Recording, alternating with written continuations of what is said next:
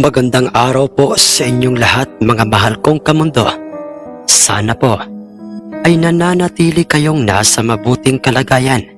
Mga mahal kong kamundo, narito na po ang pagpapatuloy ng ating kwentong si Malaginto. Marahil ay alam mo na, kaibigan Kano, kung ano ang pinakang mahalagang sadya namin sa iyo. Di ba, paring Anoy? Ang sabi kay Itay ni Mang Fernan. Sumagot naman sa kanya si Itay at sinabi nitong, ang lahat ng mga taong pumaparito o sinasadya pa itong aming tahanan ay iisa lang ang kanilang pakay. Lalo na kung sila ay mga magsasabong at yun ay ang ibangga sa aming Malagintong panabong. Ang kanilang mga alagang panabong at upang kontrahin ang swerteng meron si Malaginto. Hindi ba tama ako, mga kaibigan? Lalong-lalo na nga sa iyo, Anoy. Ang sinabing yon ni Itay Kano kay Mang Anoy ay sinagot naman ng formal ni Mang Anoy at sinabi niyang, tama ka riyan, kaibigan Kano. Ang totoo ay ayoko sanang ibangga sa inyong Malaginto ang aming kaisa-isahan at namumukod tanging kanawayong panabong. Pero sa tingin ko'y wala namang masama, hindi ba, kaibigan Kano, kung sila'y ating pagharapin? Mahinahong sagot niya kay Itay. Payag na ako sa gusto niyong mangyari, mga kaibigan. Pero kaibigang Anoy, talaga bang buo na ang iyong pasya na ibangga ang iyong kanawayon sa aming Malaginto? Hindi naman sa minamaliit ko ang kakayahan ng iyong kanawayon, kaibigan. Pero paano kung matalo siya? Halimbawa lang naman, kaibigan. Kinabakasan ng kalungkutan ang hitsura ni Mang Anoy nang sabihin yun sa kanya ni Itay Kano. Kung kaya't naisip ko na rin yan, kaibigan. Pero kung sakasakali mang mangyari yun ay wala na akong ibang magagawa pa kundi ang tanggapin ang kabiguang maaaring mangyari sa aming panabong. Ang sagot kay Itay ni Mang Anoy. Tamang lahat ang mga sinabi nitong aking kaibigang si Anoy, kaibigan Kano. Pero huwag kang mag-alala. Sisikapin naming manalo ang aming kanawayong panabong sa inyong Malaginto. Ang singit namang pagkakasabi ng isang taga-bitaw na si Mang Fernan kay Itay. Paano, kaibigan Kano? Maraming salamat sa mainit na kapeng inihanda ng iyong butihing asawa para sa amin. Kinakailangan na naming umalis at paghandaan ang magiging bakbakan ng aming kanawayon laban sa iyong Malaginto. Ang sabi pa ni Mang Fernan kay Itay Kano at maging kay Inay Estela. Ngayong darating na linggo, mga kaibigan, ay magkita na lang tayo sa aming sabungan. At maraming salamat ulit sa inyong ginawang pagbisita dito sa aming tahanan. Ang sagot sa kanila ni Itay Kano. Pagkatapos noy, naglakad na ang mga ito palabas sa aming pintuang bakod. Habang pinapasadahan pa ng kanilang mga paningin ang brusko, nakatayo at hindi gumagalaw na si Malaginto. Pagkaalis ng mga ito, siya namang bigla ang paglitaw ng dalawang nakakabayong si Mang Gaston at si Mang Ambrosio. At papalapit na ang mga ito sa bungad ng aming pintuang bakod. Ibinalita kaagad nila kay Itay ang mga nangyari sa daan. Nang minsang tinambangan sila ng mga aswang sa daan sa pamumuno ng aswang na si Mang Hugo habang sila ay makikitang nagkakape sa aming sala kaharap si Itay. Maraming salamat at nakaligtas kayo sa tiyak na kamatayan sa tulong ng isang mabuting antingerong si Alvaro.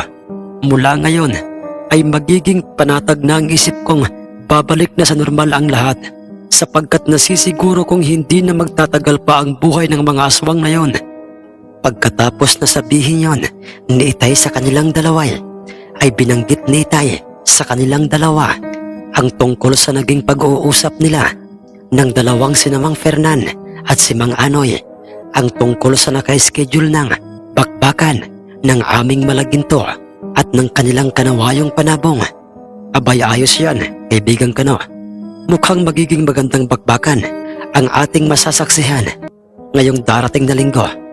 Ang sabi ni Mang Ambrosio na siya namang pagsang-ayon nitong si Mang Gaston. Ilang sandali pa'y nagpaalam na rin kay Itay at kay Inay Estela ang dalawa. At sinabi naman sa kanila ni Itay na bumalik na lang sila sa araw ng linggo. Sumang-ayon kay Itay ang dalawa at nagpatuloy na ang mga ito sa pagmamaneho ng kanilang sinasakyang mga sariling pag-aaring kabayo. Sa paglipas ng mga ilang araw ay nakita namin ang dating si Itay. Nasabi ko yon dahil nawala na sa kanyang hitsura ang matinding mga alalahanin, ang takot para sa aming pamilya at maging sa kanyang mga kaibigan, at nagkatotoo rin ang lahat ng mga sinabi ng antingerong si Alvaro dahil nabalitaan namin sa isa naming kalugar na bigla na lamang daw na naglahong parang bula sa kabilang bayan. Ang nasabing angkan o lahi ng mga dayuhang mga sabongerong pinamumunuan ni Mang Hugo. Naglahong parang bula at walang dahilan ang mga ito, at kasabay naman noon ay ang pagbalik ng normal at naging maayos na ang buhay ng mga tao sa nasabing bayan, na wala na ang mga napapabalitang pamimiktima at mga hindi matukoy na kung anong klaseng mga nilalang ba ang may gawa noon sa mga hayop sa kabilang bayan. Masaya si Itay sa mga balitang yon habang kami nooy patuloy sa mga gawaing aming kinasanayan sa araw-araw, ang paglulukad sa aming sariling lupain. Sa aming sariling lupain sa bundok, ang pag-aalaga sa aming mga panabong, at masasabi talagang simpleng pamumuhay ang pagtulong ni Itay kasama ang kanyang mga kaibigan ng pasekreto sa mga taong totoong salat sa kanilang pamumuhay. Ginagawa nila ang mga yun ng palihim, bagay na labis-labis na ipinagtataka ng mga taong kanilang naabutan ng tulong. Inisa-isa ni Itay na pasyalan sa kanilang tahanan ang kanyang mga kaibigan kasama kaming tatlong magkakapatid upang kanyang personal na makausap at makita ang mga ito, upang malaman na rin ang kanilang kalagayan. Maayos naman ang lahat dahil sa katulad namin, naging abala ang mga ito sa kanilang mga nakasanayang mga gawain. Lubos ang pasasalamat ni Itay dahil ni isa sa kanyang mga kaibigan ay nananatiling tapat at sumusunod sa kanyang mga planong tumulong sa kapwa. Subalit nang kami ay pabalik na sa aming tahanan, habang binabagtas na namin ang daan sa bundok, ay meron kaming nakasalubong sa daan na isang matandang lalaking nasa edad 60 na ito. May dala itong panabong na isang hiraw. Ang hiraw ay isang panabong na merong balahibong kulay gray at batik-batik na kulay puti. Meron din itong halong kulay brown. Subalit ang kanyang hiraw na yon ay kakaiba sa aming paningin dahil sa ito ay merong hawig sa balahibo ng isang agila. Hindi lamang yun, Sir Jess, pansin ko ring napakatulis din ng kanyang mga kuko. Hindi lamang yun, Sir Jess, pansin ko ring napakatulis din ng kanyang mga kuko. At sadyang nakakatakot ang hitsura ng kanyang panabong na yon. Ngumisi ng makahulugan kay Itay ang matandang lalaking yon nang ito'y nasa aming mismong harapan na. Kasunod ay, "Hindi ba't ikaw si Tercio de la Reba?" Sumagot naman sa kanya ng buong ingat at buong galang si Itay. Opo, Tatang. Bakit po? Bakit niyo po ako nakikilala samantalang kayo po ay hindi ko kilala?" Ang nagtatakang sagot niya sa nasabing matandang lalaking yon. "At sino ba ang hindi nakakakilala sa isang sabongerong may alagang isang natatanging panabong na kung tawagin na isang malaginto? At kung sino man ako ay hindi ko muna sasabihin sa iyo. Pero iho, gusto ko rin sanang ibangga sa iyong malaginto itong aking alagang si Rawis o itong aking hiraw." Ang sagot ng matandang lalaking yon kay Itay, at bilang pagrespeto naman sa kanya ni Itay ay hindi na siya kinulit pa ni Itay na itanong muli sa kanya kung ano ang kanyang pangalan.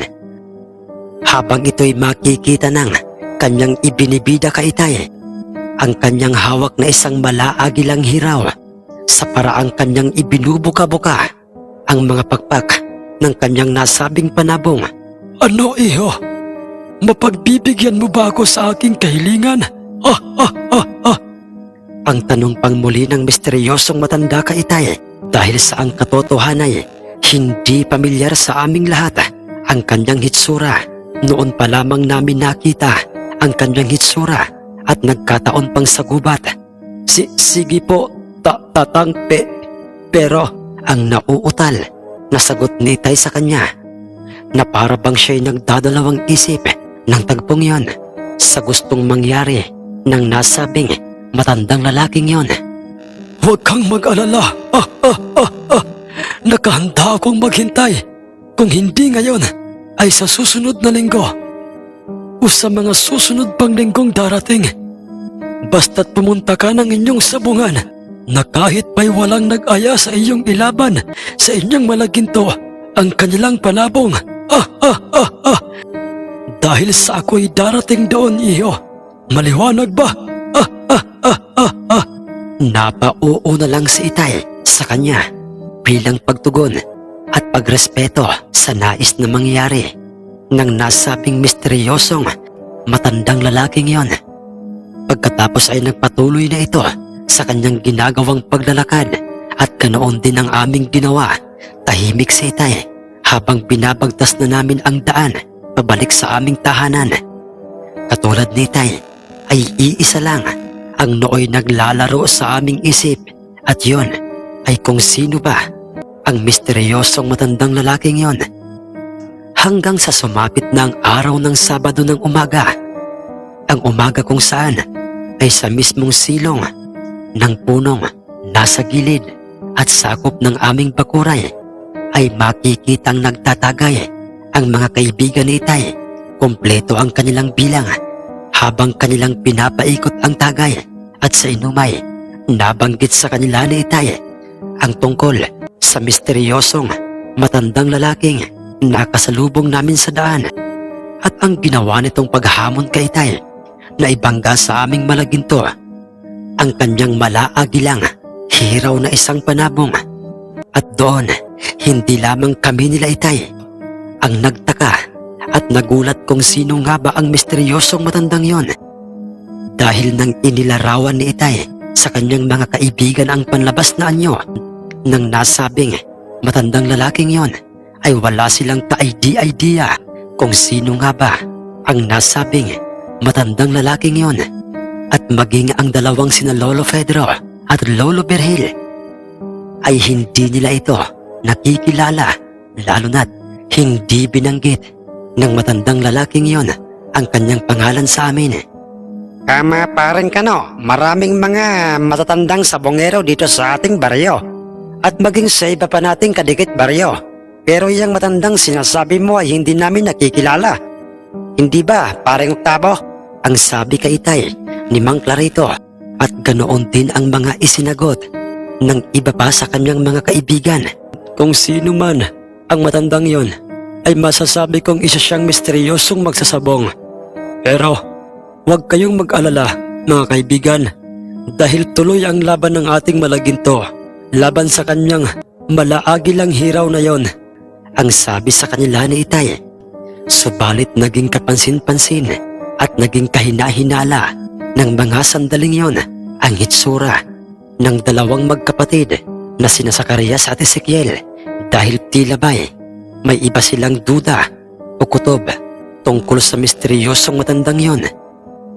Lolo Pedro, hindi po kaya ang matandang nakita at binabanggit ni Mang Kano ay ang matandang minsan niyo pong nakaharap sa sabungan noon?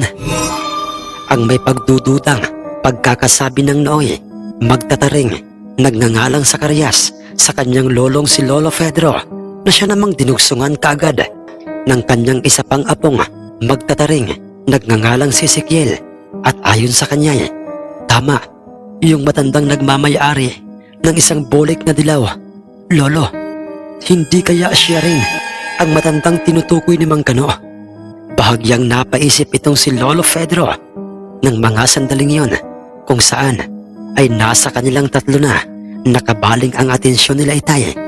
Kung siya man ang matandang sinasabi niyo mga apo, bakit kinakailangang isang hiraw at malaagila kung titingnan ang kanyang binabalak na ibangga sa malaginto ni Kano?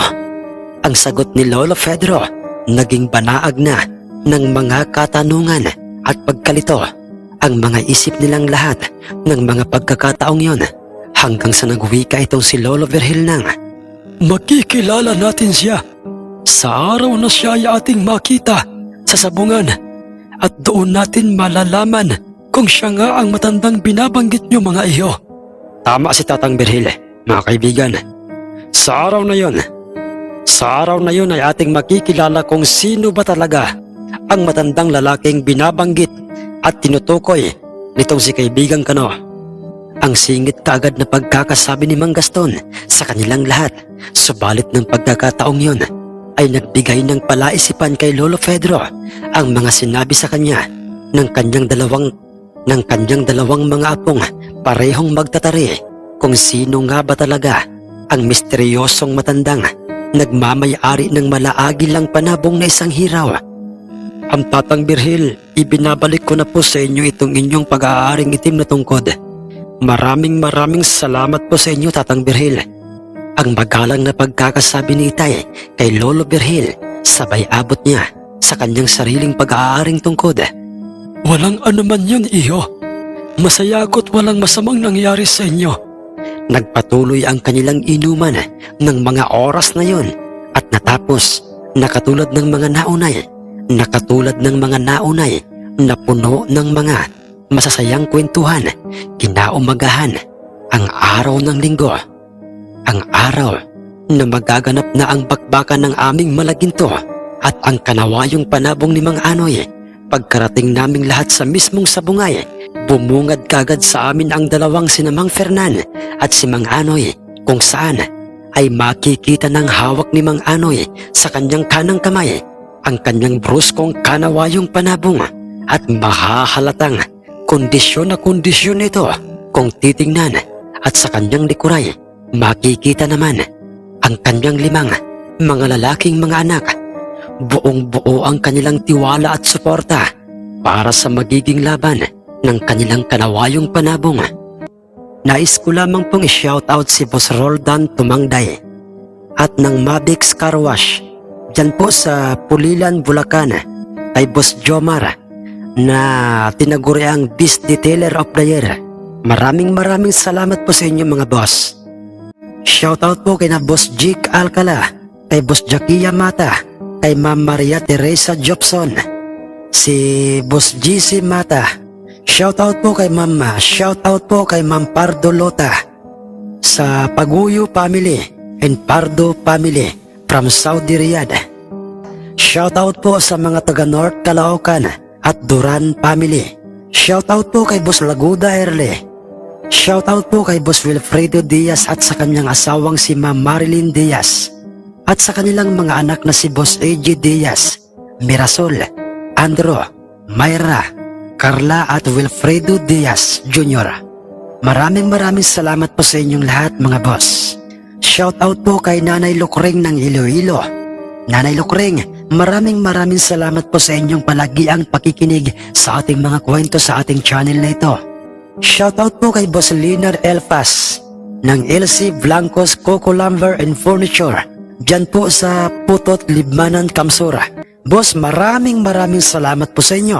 Shoutout po kay Boss Mateo Diaz. Boss, maraming salamat po kay Boss Giovanni Magiriano, kay Ma'am Pia Arnaiz Jans, kay Boss Francis Sit at sa kanyang mga tropang palaging nakikinig sa ating kwentong sina Boss Jomar, Boss Obyong, Boss Maki, Boss Ronnie at si Boss Kenneth. Maraming salamat po sa inyo mga tropa.